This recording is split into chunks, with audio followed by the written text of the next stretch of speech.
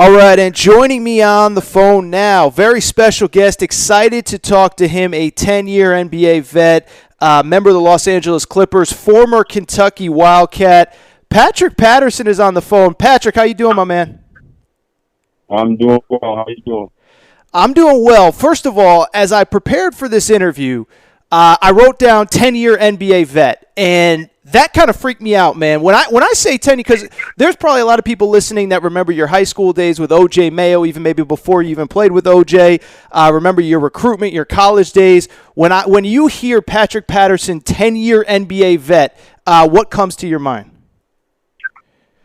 Age, old, withering, bones brittle, barely can move and keep up with the young kid, but it's a blessing. I can recall back to my rookie days in Houston and having the privilege and the honor to be alongside Yao Ming and Brad Miller, and those guys have been in the league for a long time. So it's like those guys, like roles have reversed.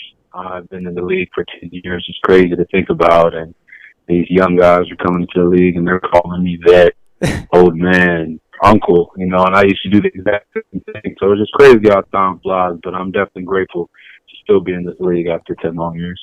Absolutely, and I would ask, it's something I've seen you do other interviews and all that kind of stuff, but, how are you holding up? Those bones are a little bit more brittle, all that kind of stuff. I saw you're doing some yoga around the apartment. I mean, how are you hanging out during this quarantine? Right now, just trying to stay in shape as much as possible without overdoing it. Who knows when everything will kick back off, so not trying to do too much, but at the same time, I'm trying to maintain. So yoga, work on my flexibility, my strength core, just staying with that, the occasional jog and run, lifting to maintain body mass and body weight, and trying to the best of my abilities, which is, I would say, the difficult out of everything, to stay away from unhealthy foods right now. The temptation of going to Shake Shack, ordering Pizza Hut, takeout, Chinese, all that, et cetera, is definitely there. And it's very tempting and powerful right now during these times, but the best of my ability is just trying to hone in on the diet and working out and staying in shape and just staying ready for whenever we do get that call.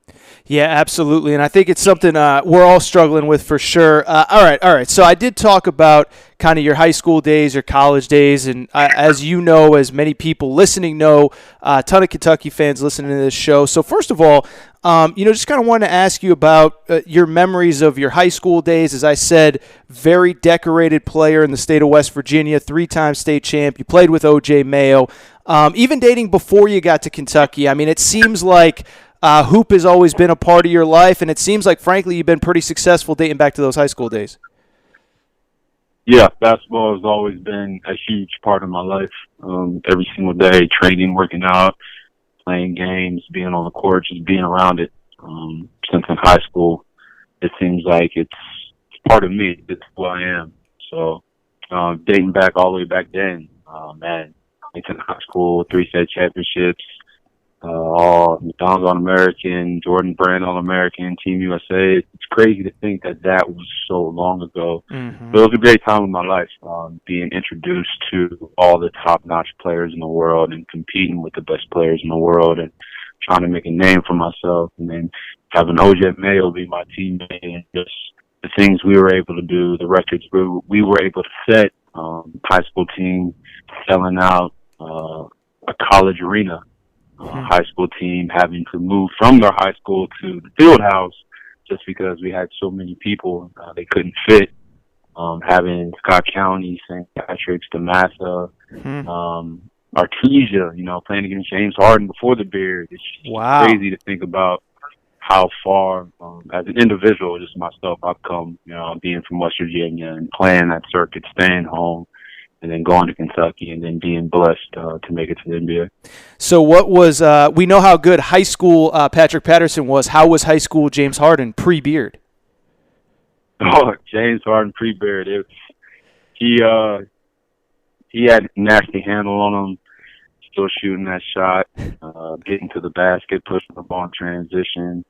It's just crazy to think about, that these kids, when we were kids, that these players that we play against, who knew what they would grow into be and the legends that they would become. So in the high school recruitment, I was reading about this and I kind of forgot, to be honest, is that, you really early on, obviously you had a chance to go to a number of different very good universities, and that Kentucky, it was actually, correct me if I'm wrong, but it was like Tubby Smith was really the guy that recruited you. Yeah, like what was your relationship like with him? Because it seems like the interest in Kentucky in large part came from the role that Coach Smith played in your recruitment. Yeah, so Tubby Smith was the first person to recruit me from the University of Kentucky, and coming to Huntington, West Virginia, making trips, seeing me in my high school, coming to my home, introducing me to his wife and taking me around on campus. So it started with him, just building up that relationship and then seeing the campus and everything that he had to offer, and the individuals on that team, developing a relationship with them. So he took the reins from the get-go, and unfortunately, he was no longer there. And then Billy Gillespie came in the coaching staff, and he just pretty much picked up where he left off from there. And I was going to say, obviously, we all know, and it's been well documented, completely different personalities, completely different types of people. Coach Gillespie, his record speaks for itself. But what was it that made you feel like, even despite the coaching change, that Kentucky was still the right fit for you for college? First and foremost, just the accolades and accomplishment, and Kentucky being, in my eyes, the cream of the crop, the top of the mountain, the best university as far as college basketball goes. So that right there just drew me in initially. And just the guys that I had met, I've seen to that clicked and enjoyed the chemistry, and overall just hanging out with them a little bit more than everyone else that I hung out with. And it was close to home. I think only 2 hours up the road from Huntington. My grandparents and my aunts and uncles all live in the Carolinas, D.C., Maryland area, so they could easily drive 5 to 6 hours to Lexington to see me play. And friends from back home could easily see me play. A lot of them stayed around, went to Marshall University, West Virginia University, so it seemed like the fit. And although Tubby had left, I still felt a strong connection with Billy Gillespie, and strong belief in what he envisioned for myself and for the program once, he got reins. And I just believed. I believed in him. I believed in the coaching staff. I believed in everything that they were telling me. Seemed like a good, genuine guy, wholesome guy. Family was very important to him. So it just felt good talking to him. I had forgotten about this until I read about it in preparation for this interview. So you said, you clicked with the guys at Kentucky. There was a famous interview where you said something to the effect of you did not click with the guys at Duke, and it became kind of a big talking point. Do you remember that? Because it was kind of like a funny – sorry, I had to ask, man. I had to ask. Do you remember that? Yeah, I remember that. Yeah, no further comment after that, huh? It's nothing against those guys that do. Like Nolan Smith, he was a good friend of mine that and I talked to. I think the person who showed me around was Josh McRoberts. So there's nothing against those guys. Sure. They were great guys. There's some guys in your life that you click with. There's some individuals in your life that you enjoy being around more so than others. And for me, it was just I enjoyed being around the guys at Kentucky more so than the guys that do.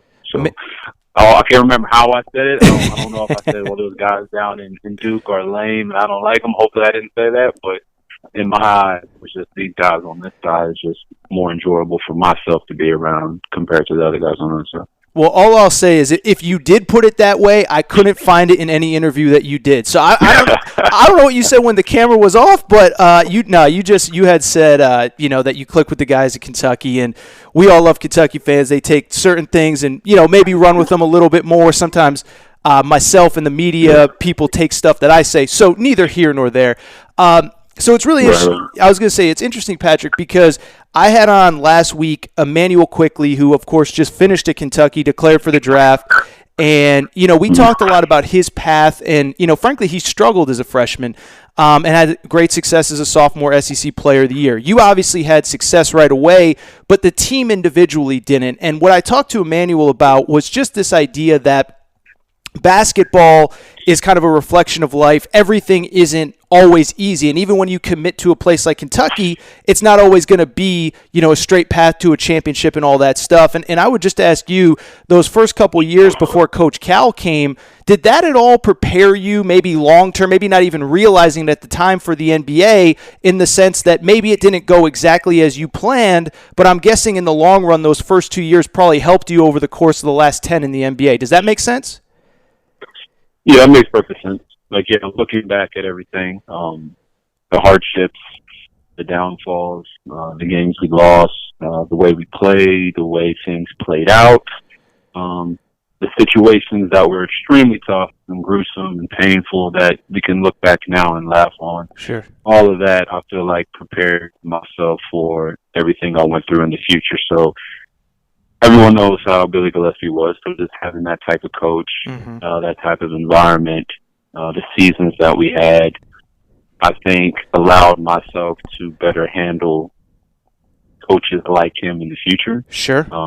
It allowed me to better handle coaches that take the approach of yelling and screaming and not holding back and not afraid to say what's on their mind in order to get the best out of you, and not taking it to heart and be emotional and have some type of negative reaction.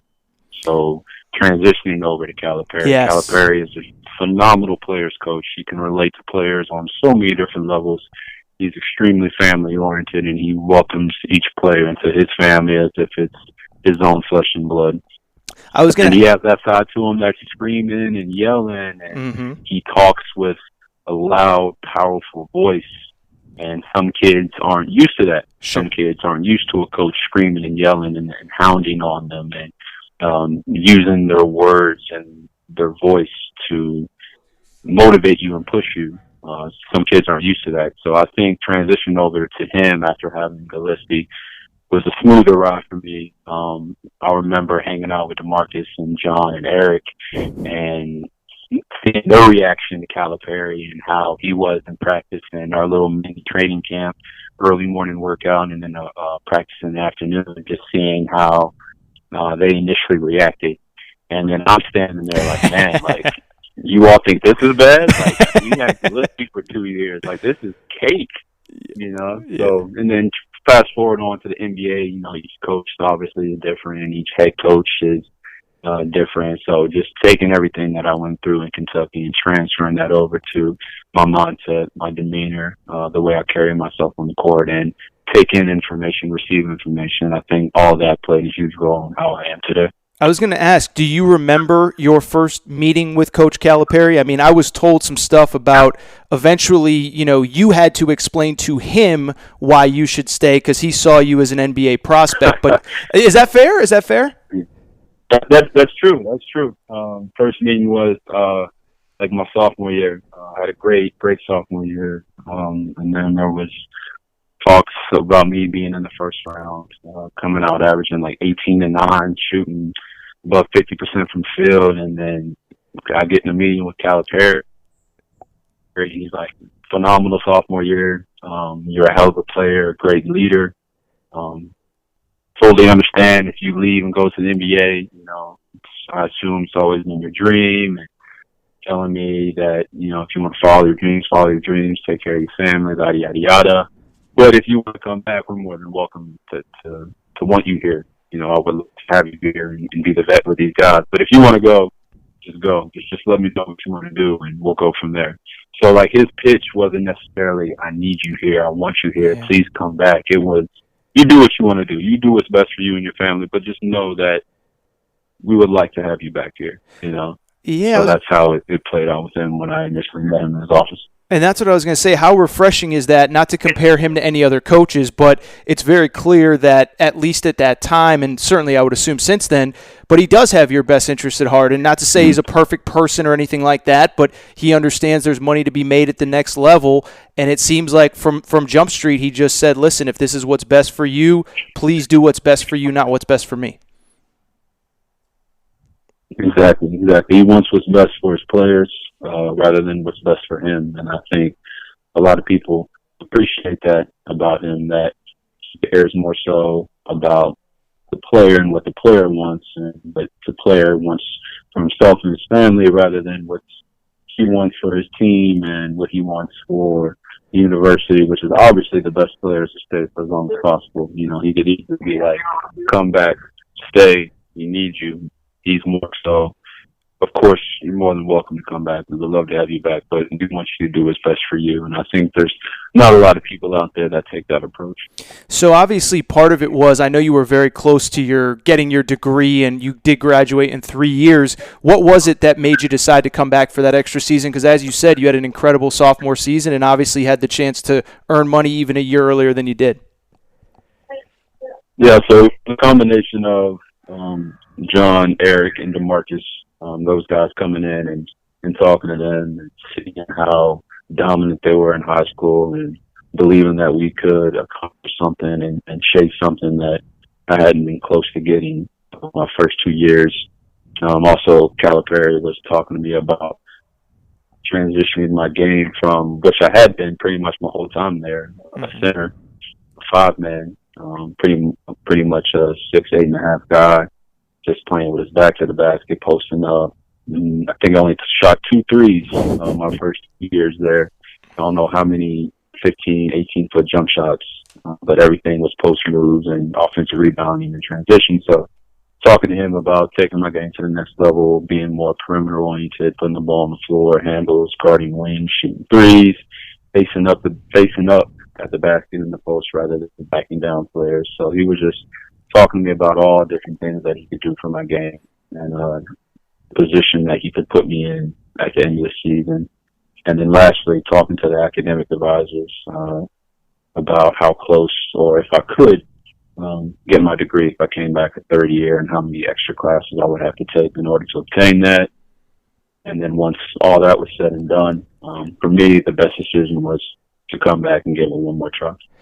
By the way, quick Google search says you took 4 3-point attempts your first 2 years, but 35% as a junior, and obviously you've been balling out in the NBA ever since. You mentioned DeMarcus, John, Eric, the great freshmen that came in during your junior year. Do you have a first memory or a first practice where you just said, with due respect to all the guys that I've played here since I got here, some of these cats that just came in, like, these dudes are on a different level?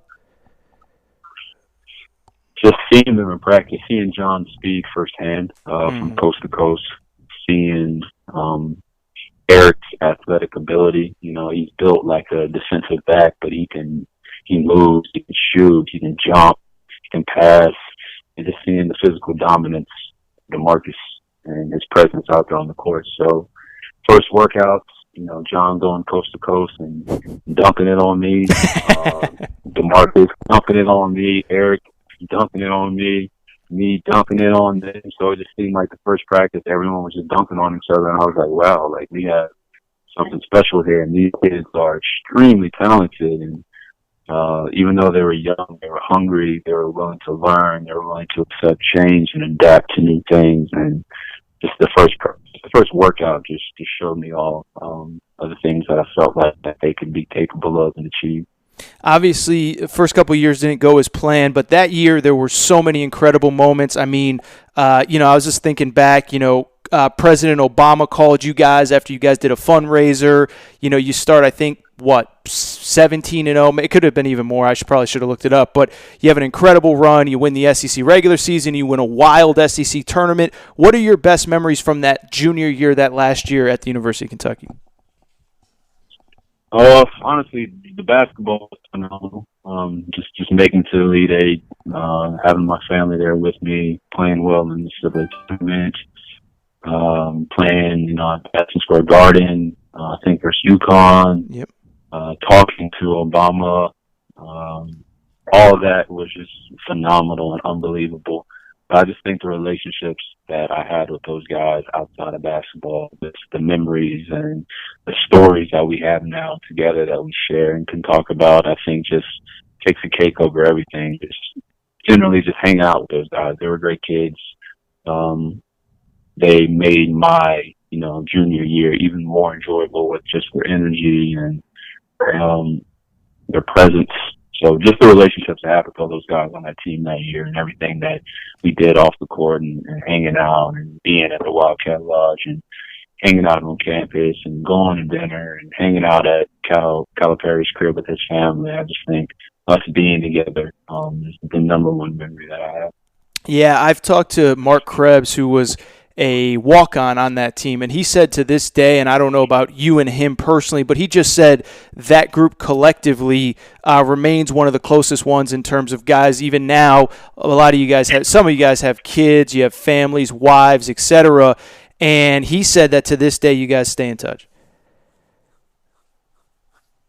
So one time you cut out then, I'm sorry. Oh, no, I just said, Mark Krebs, I've talked to him recently, and he said that, I don't know about your personal relationship with Mark or whatever, but he just said that group collectively, even now 10 years after the fact, that you guys still text, whatever, even as you've grown older, some of you guys are done playing, some of you have kids, wives, whatever, but that he just said that was one of the closest groups that he had ever been with, that 2010 team. Yeah, I agree. Like those first 2 years I was there, Ramel and Joe and all those guys that year, about my first year. Second year, Jody, he was my roommate. That was phenomenal time. Alex Legion was there, AJ Stewart. The list goes on and on. Mm-hmm. All great relationships, all great friendships. But like Krebs said, that junior year that I had with all those guys, Krebs included, Perry, Ramon, just that year, Darius, and just the relationships, the friendships, the stories, and even now today when we see each other, it's like, we're back in the old times again. And if anyone ever needs anything, without any hesitation, reach out and we help each other and we talk to each other. So that junior year that we created the friendships and everything is definitely the best that I've had since I was there. I got to ask last question on Kentucky, and we'll get you out of here. Is first of all, I got to ask about the Elite Eight. I mean, is that still something Mark, when I talked to him, said still very much talk about it? Tough loss. It happens. It's the NCAA tournament. Is that still something that you think about to this day? Ironically, it just had to be that team that we lost to. I think about it. I was wondering nonstop. About that. Yeah.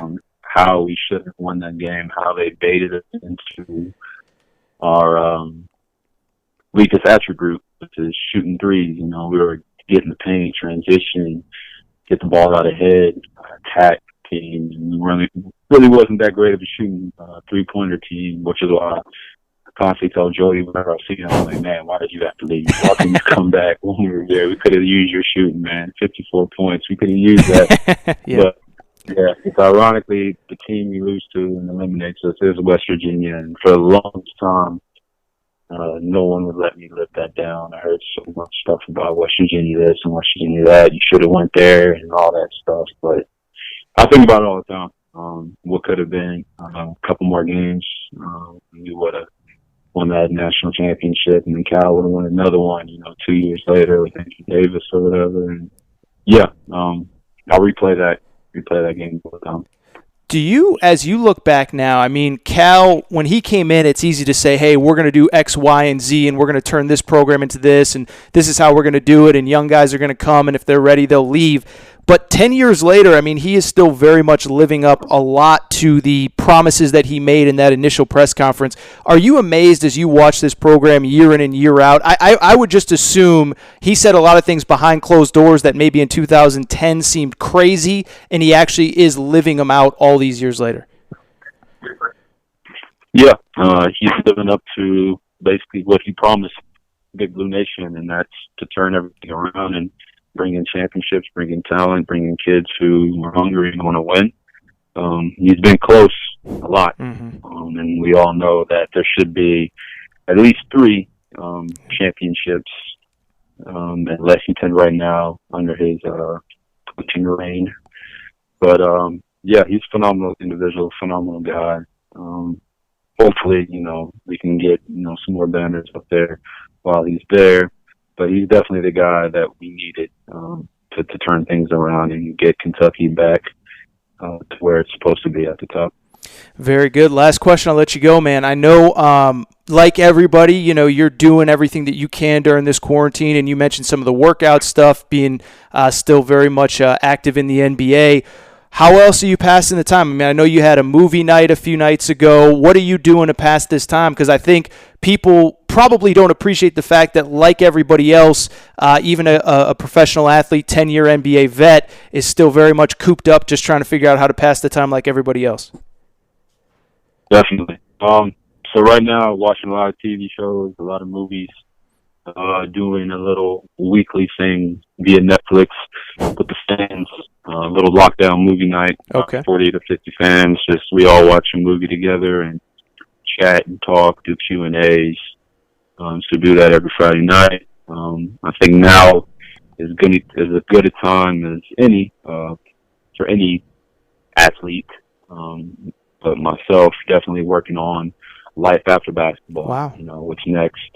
What do I want to do in my life once the basketball stops? So preparing for that. For me, it's definitely I'm huge into movies. I love to be in the movie industry. So me and a partner solidifying ourselves and creating a production company and then creating content and things that we want to create and put out there into the world.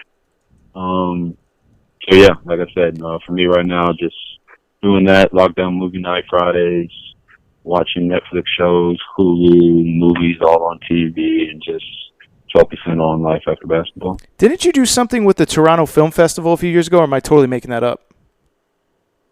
Yeah, a few years ago. Every year I'll go back for this and try to do something different. But a few years ago, they actually allowed me to basically be a reporter on the red carpet. I forgot what the movie was, but they allowed me to hop on the red carpet with credentials and everything and interview a couple of actors and actresses as they would walk up and down on the red carpet for the premiere of their movie. So shout out to Tiff for that. Crazy cool experience. And just the ability to be there on that red carpet and just see these people that you see on screen and have about 30 seconds, maybe a minute if you're lucky, just to rapid fire, ask them questions. It was a cool experience. Very cool. Sounds like lockdown movie night every Friday. Patrick, of course, PD Pat, P-A-T-T on Twitter and Instagram.